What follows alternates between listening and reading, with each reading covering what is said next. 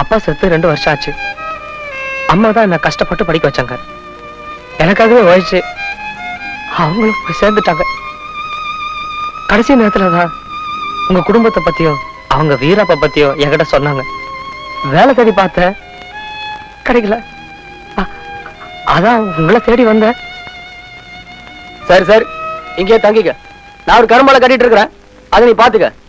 இந்த டவுன் வேற பட்டிக்காடு வேற, பார்த்து ஒழுங்கா நடக்கணும். அவன் சொத்து இவன் சொத்து எல்லாம் ஒன்றரை சொத்துன்னு சொல்லிட்டு இருக்காது, தோல் உறிஞ்சு போயிடும். அப்புறம் நான் சொல்றது கேட்டு ஒழுங்கா நடக்கணும். ஏன் எதுக்குன்னு கேட்க கூடாது. ஒரு முக்கியமான விஷயம், பக்கத்து வீட்டுல ஒன்று நிழல் கூட படக்கூடாது. ஏன் சார்? தோலை உரிச்சு போடுவேன்.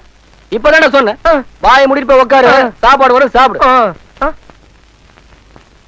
முதல்ல சாப்பாடு போடுறது, அப்புறம் இதெல்லாம் சொல்லிருக்கலாம். பக்கத்து வீட்டுல அப்படின்னா இருக்கும். அப்பா சாப்பாடு எப்படி வரும்? தானா வரும்.